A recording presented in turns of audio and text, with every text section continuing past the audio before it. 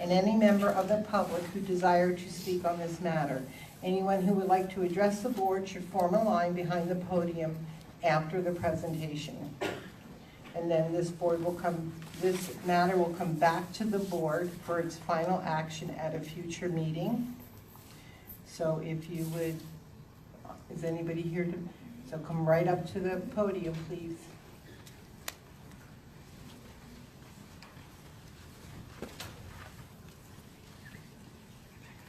Good evening, board members. Good evening, Dr. Kimball. Good to see you again, and staff. It's great to be here. My name is Linda Dawson. I'm the superintendent of SciTech Inc. and SciTech Charter High Schools. And we're very pleased to present tonight a brief but very informative, we hope, presentation on our school. It's been 15 years of, I like to think of partnership, of supervision, of authorization on the part of VISTA. We're totally grateful for the support we've received for the work that we do. It's not always traditional type of work, and it's definitely not easy, being in education is. But we are so pleased and so honored to do that, and we wouldn't be able to do the work that we do and live the mission that we have without the support of this very forward-thinking district. So, just like to introduce tonight some folks that will talk a little bit about what we do and why we do it. You know that we're a dropout recovery program, and we've stuck to this mission for all of the time that we've been in our working relationship with VISTA Unified, and we will continue to do that work along with you along those lines until we have hopefully made a big enough dent in the dropout crisis that kids are no longer disengaged. So I'm going to introduce Mike Hajiagai, Assistant Superintendent, who will talk a little bit about our demographics. Thank you very much, and really appreciate you having us here tonight. And Dr. Dawson spoke about the mission of our school, and we provide a premier high school dropout recovery program, as she mentioned. But one of the really key points of this is the high touch aspect of it, so that the relationship really becomes very important in that program. Next slide, please. Liz, I think you want to say. Thank you. And as Dr. Dawson mentioned, we are a dropout recovery program, which means we are serving opportunity youth. And as we learned at one of our economic summits here in the VISTA area, we're third in the county, although doing better than we were previously with disengaged youth. So we really focus on bringing those youth back into school and making sure that they are able to get a high school diploma and go to college or career. And just to give you a sort of a snapshot of our students that we work with, their ages 16 to 24. We'll talk a little bit more about that. Previously out of high school, and generally they've been out of school for about 18 months before they come to us. And as you can see, 71% of them are 18 and older. So we really do serve adult students, and I'll tell you about that as well in terms of how that is possible. And 78% enter below high school level in reading, so we have a lot of work to do, obviously, with our students. And 70% enter below high school level in math. So lots of good work that gets done by our staff for that. And thank you very much. Oh, I appreciate it. Thank you so much. A little bit about our demographics. As you can see, the great majority of our students are Hispanic or Latino, the good 2/3 of our students. And then the next percentage, the highest percentage would be African American at 17%. But overall, a very diverse group. And then the next slide, please. By age, I think we covered that already. You'll notice that our adult students, again, comprise the greatest portion, overwhelming majority of our student population. And the next slide. We also are very diverse when we talk about student subgroups. So we have 20% English learners, 9% students with disabilities, and then 1% of homeless and foster youth. Now, what really makes it possible for us to have the kind of program that we do with students that are primarily 18 and older is really an education code which allows us to, for those schools like ours that are dropout recovery and serve students in a exclusive partnership with some federal agencies such as, in our case, the Federal Job Corps programs and the Federal Workforce Innovation and Opportunity Act, WIOA supported agencies. Those are our partners, and we have 6 partners in the Job Corps arena, and as well as many WIOAs that we work with. And these become really critical for us because our students are highly at risk. They've already dropped out of school when they come to us. And so as a result, the services that they get from these agencies that range from housing to wraparound services to vocational training, those become really critical in meeting the needs of the variety of students that we get. And I'm going to turn it over to Liz Hessam now, our Chief Academic Officer, who will explain a little bit more about our instructional program and student achievements to you. Thank you. We are accredited by the Western Association of Schools and Colleges. We're just coming up on the end of a 6-year accreditation, and next year we will be conducting our self-study. Our academic program, our curriculum is really one of our pillars of our school. We develop our own curriculum. We found that we needed to develop curriculum that was age appropriate and yet could bring our students from, as you saw earlier, the lower grade levels that they're coming to us with, and be able to bring them up to where they need to be successful. All of our curriculum, all of our courses are A through G certified, so when our students, if they complete our classes, they do graduate with a UC approved diploma.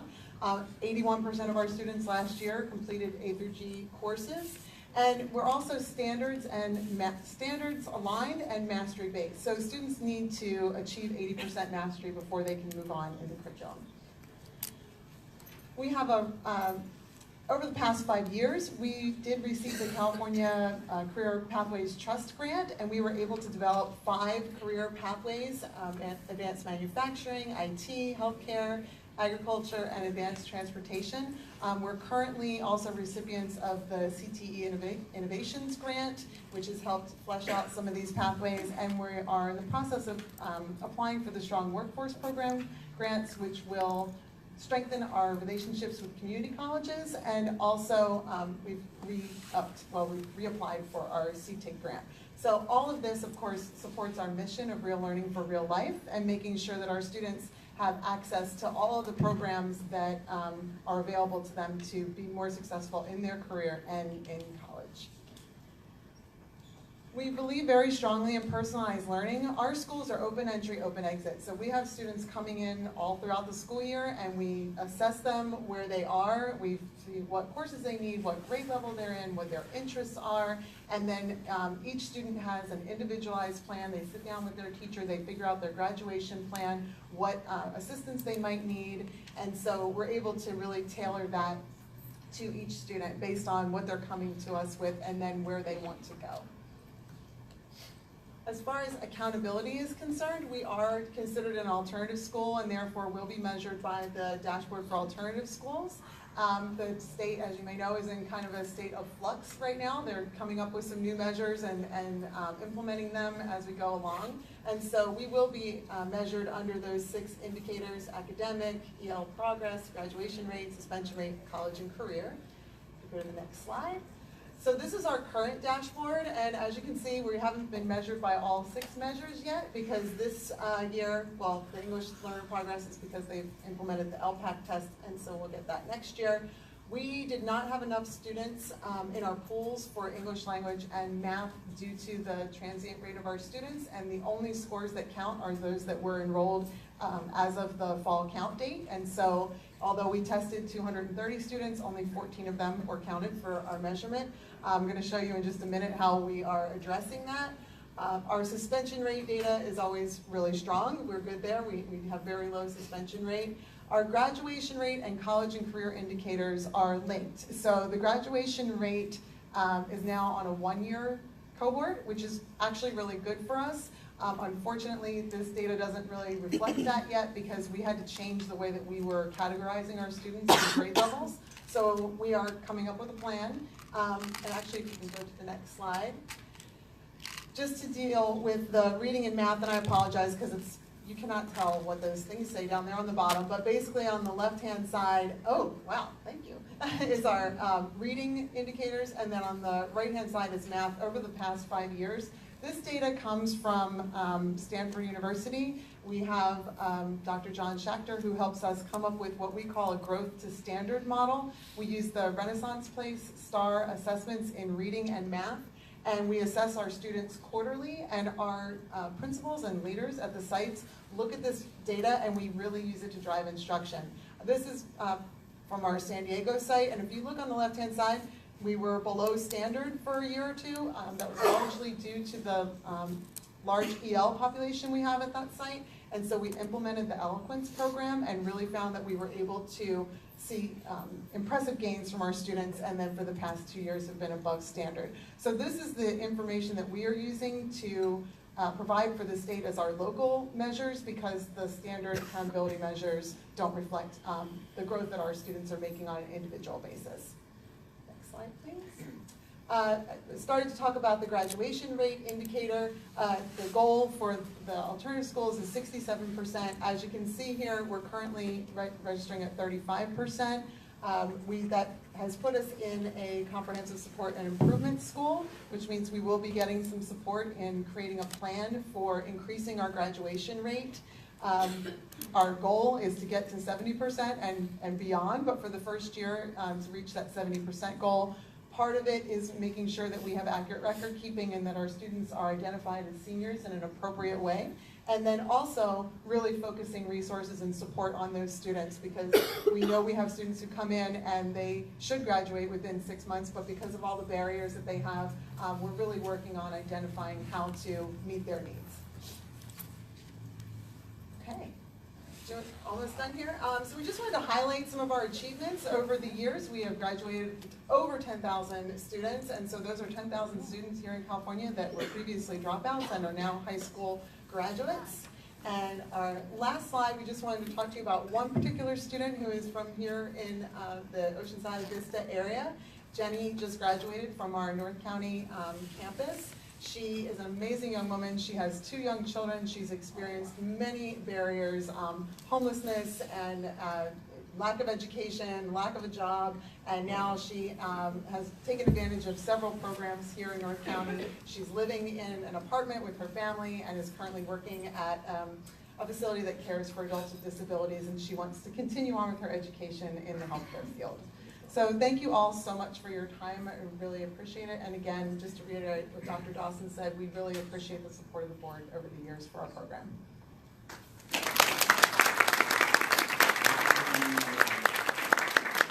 Before you leave, just one question. Can you give us a sense for,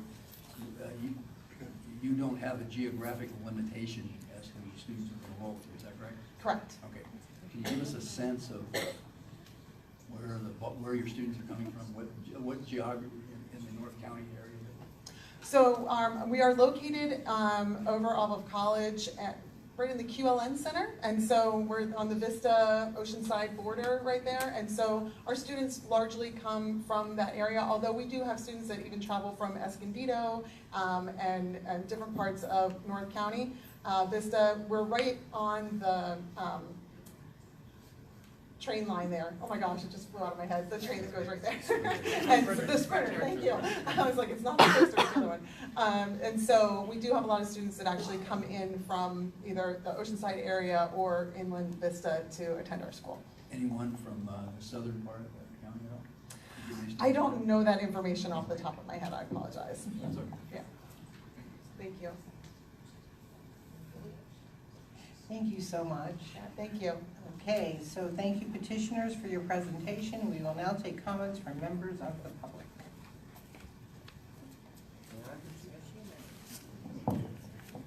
My name is Mass Nosgard. I'm a parent here in the district. I would like to excuse, just to begin with, that I don't understand all the intricacies of the relationship between a public school district and charter schools. But the question I'd like to ask is, I know that you have, according to the numbers provided by Dr. Doyle to the Budget Committee, you have 1,185 students from the Vista USD enrolled in this charter school, and according to your numbers, 29% of them are under 18. If I do some quick math, that gets me to about 340 or 350 students that are under 18.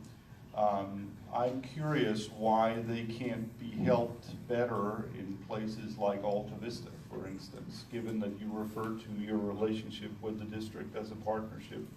It would seem to me that that could be a win-win for both parties. We had a very powerful presentation from Alta Vista at the last school board meeting.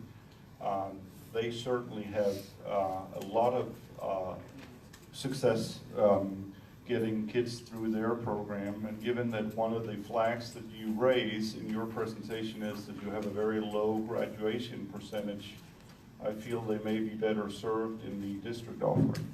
Thank you.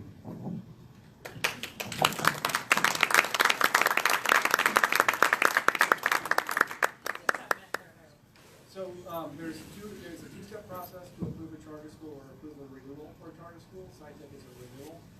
Tonight is the public meeting, so Moss just shared with us some information and some questions.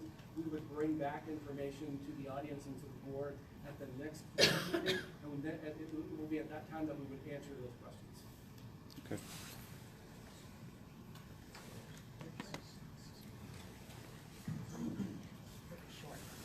Good evening. My name is Maria Mahaffey. I am a teacher at Vista Magnet. I am also a former SciTech teacher.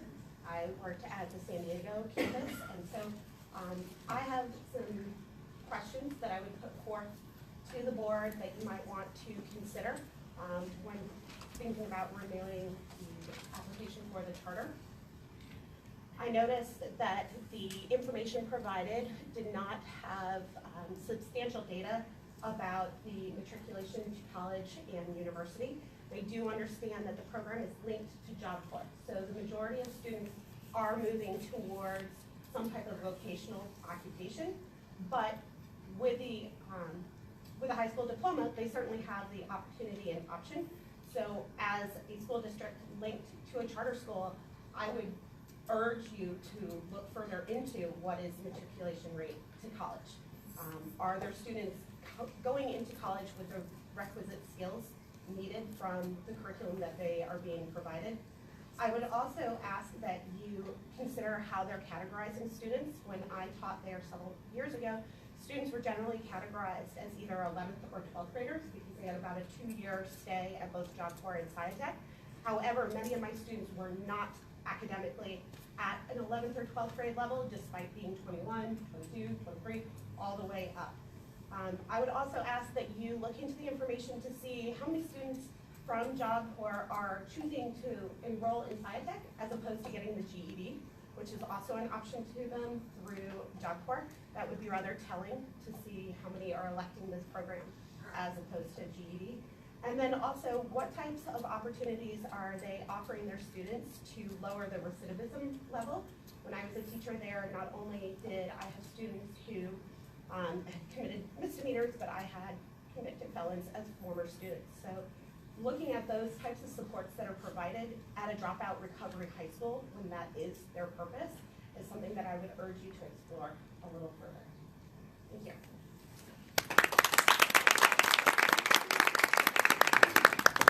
I'm not going to take a whole lot of time other than to echo exactly what those two people just said in front of me. As we look at the situation with Alta Vista, and if I use just the general number of 300, I hope we could look at ways that we could recover. If SciTech is a successful program, let's model it. If it's not, let's find out the problem so that we say, hey, maybe we don't do this. We need to compare what we could be doing at Alta Vista with what's going on there, because we should not be losing students. Thank you.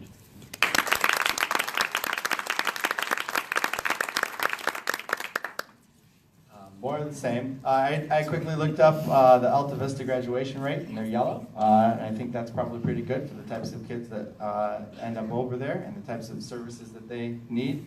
And I'm sure that we can do better with those kids, especially if we support that program and make sure that they have the funding and services that they need. And one way we can improve Alta Vista is make sure that we don't have these competing charters taking away the kids that would be attending those Alta Vista schools. So if we can offer these services and we can do a good job, I think we need to be offering these services.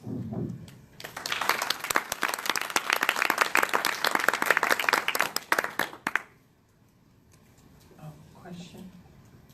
With the vocations that this campus offers, do we offer any of those CTE programs?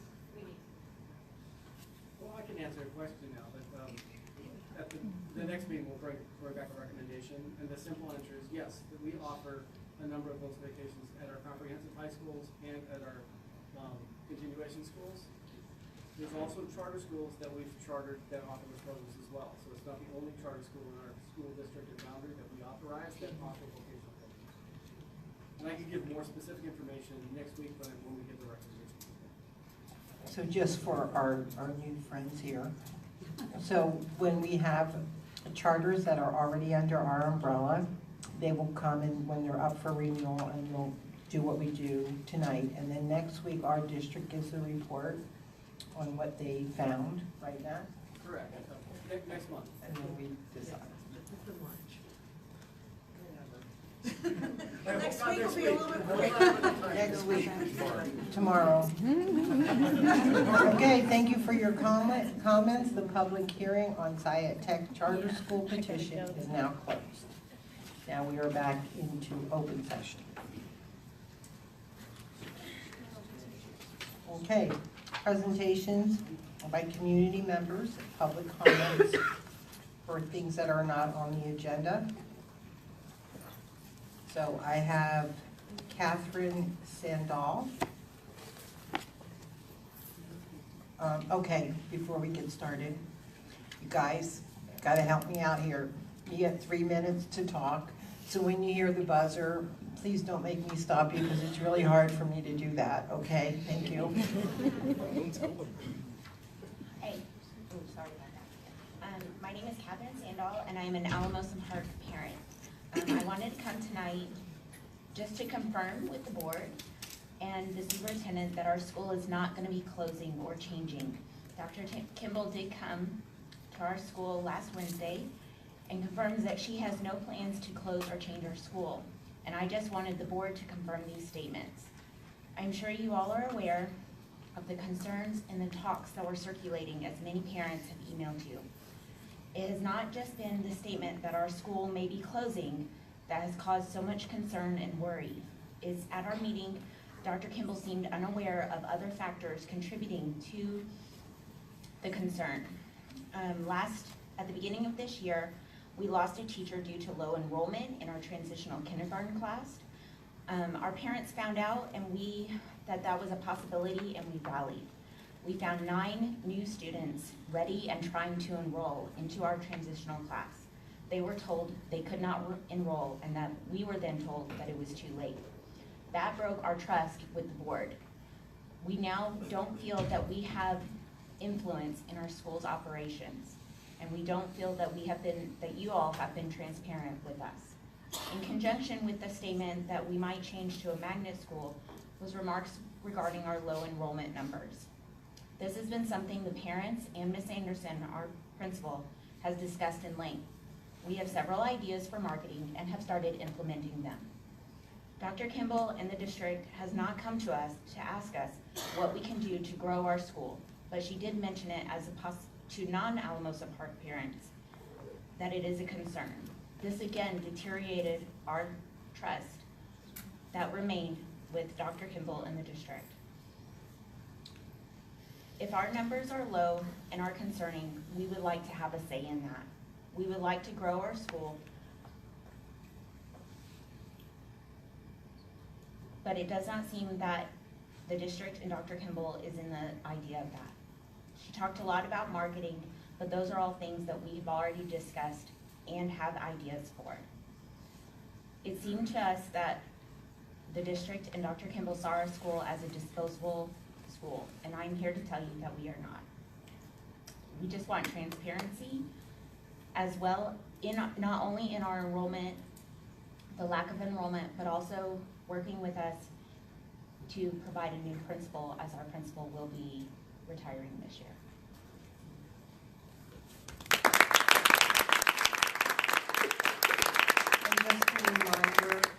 this section, we don't ask questions or comment.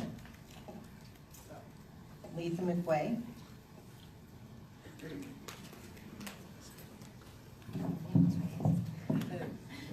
Good evening, board members, superintendent, staff, student board members.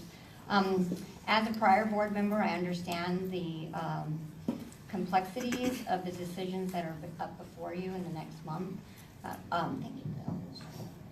As a community member for 34 years, a parent of students that went through these schools, of a grandmother that has students in these schools, I am immensely immersed and concerned about some of the proposed cuts that are coming and some of the things that have been taken off the table.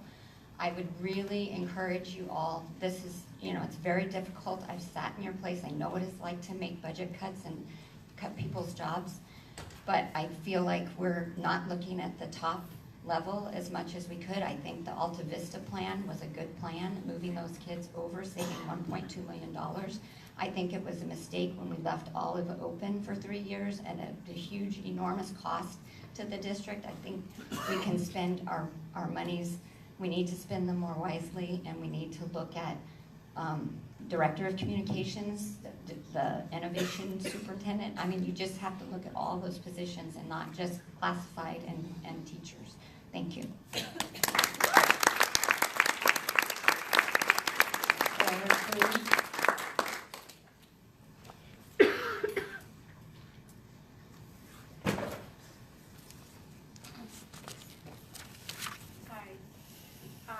I want to start with this. Our kids are our future. I would like to understand how the district decide to do things or to do nothing. Number one, in the past day, I was happy to know our Rancho Buena Vista and Vista High School, they have a wonderful plan for our students. But in less than a month, I hear, and I would like to know, is a rumor or only a mistake? I hear in Vista High School, we disappeared 2 classes that will be German and French. Let me show you something. I went to the district, and he said how to get to college. He said A to G, and letter E say is we need to have a language different, and we need to do 2 years for our kids. But now, if you cut it, German and French, we need to think what's going to happen with these kids.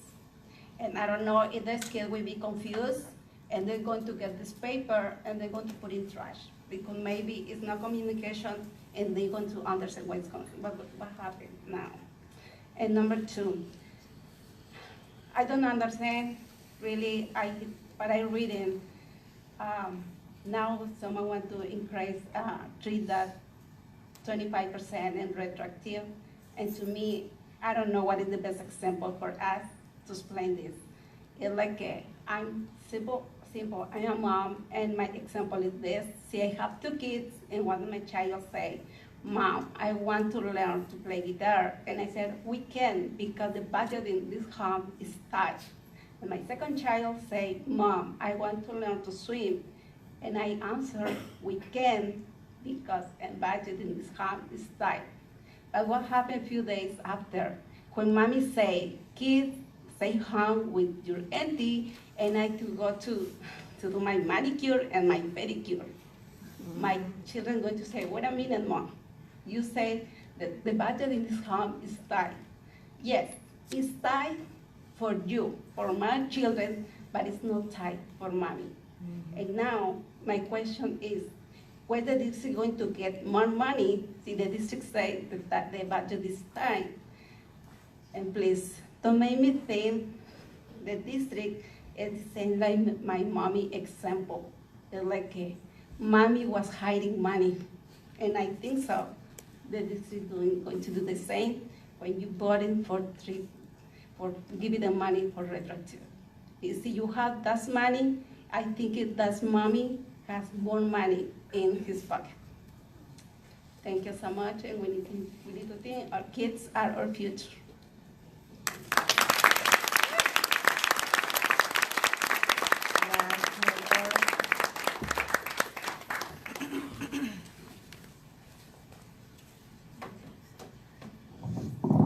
Members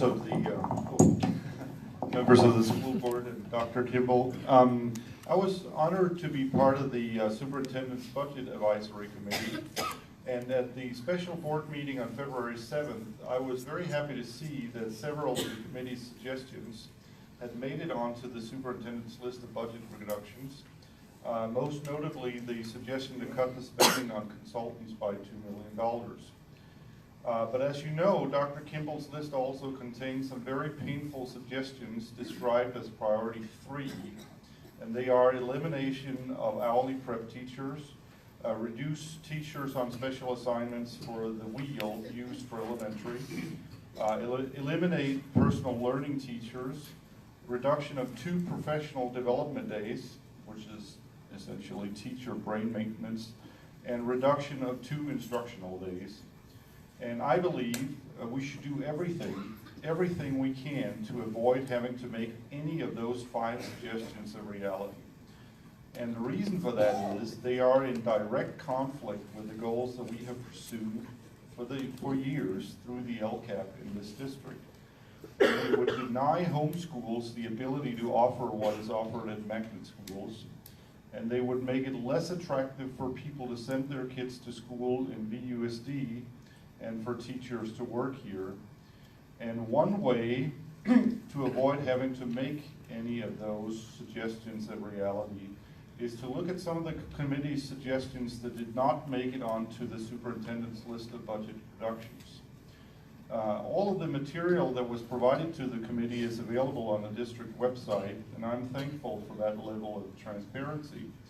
I would strongly encourage the board and the public to take a close look at that material, especially the spending on district office positions that was provided in the January 15th committee meeting. We have 30 people at the district office costing more than $125,000 a year per person, and 18 of them cost more than $150,000 a year. I understand that it is the superintendent's prerogative to protect the district office, but it is also my prerogative as a parent to point out that that is not in the best interest of our students. So I hope that you will take a very close look at that. Thank you.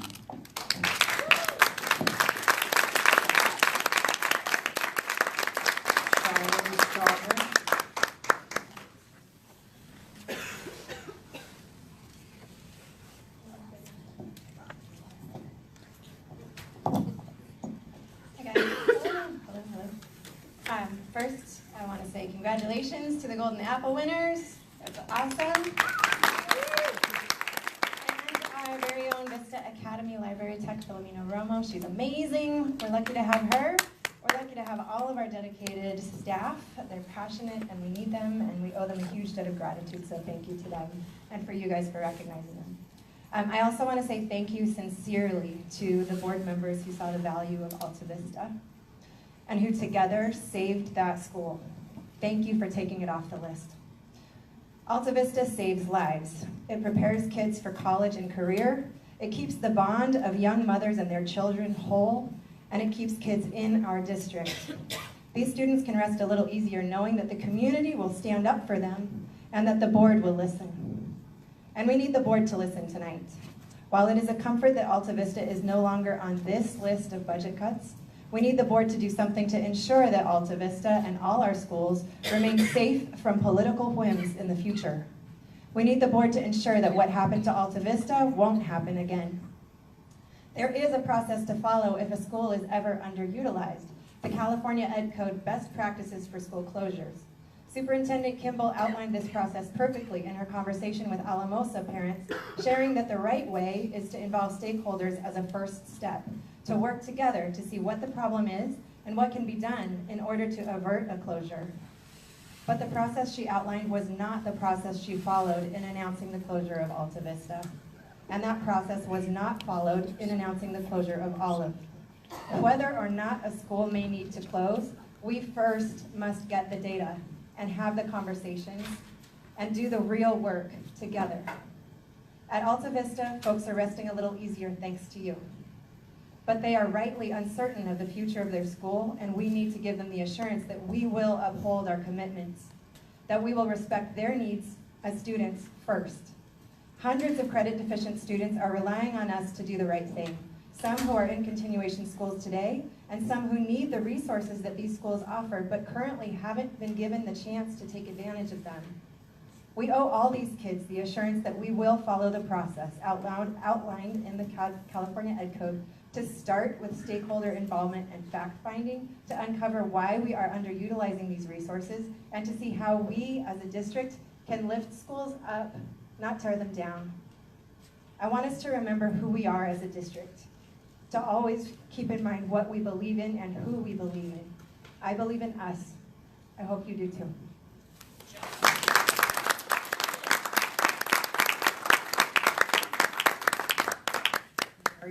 Mary Ermis.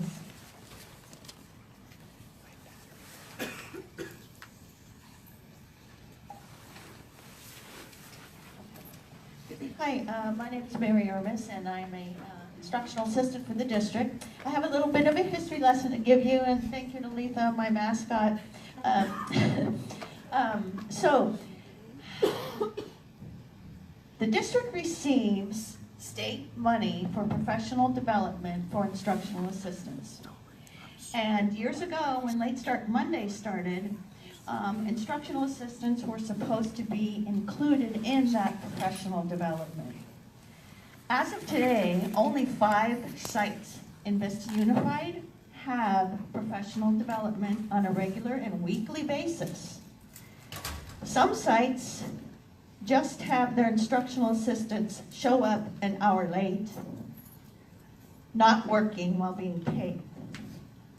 Some sites take the money for the district takes the money for the professional development for the instructional assistants, does not give them the professional development, and then extends their workday on Tuesday through Friday. There are 400 of us. We have known for years this is going on. Recently, during the budget freeze, the district eliminated another professional development, which we had once a month. Now, item 9 on your suggested budget list, as a priority 1, eliminates our lead instructional assistant. There are 400 of us. We have 1 lead instructional assistant who is entrusted with implementing and facilitating and organizing our training, who has been directed by the district that she is not to force or require principals to have professional development on Late Start Mondays. That is why we only have 5. That gives principals the autonomy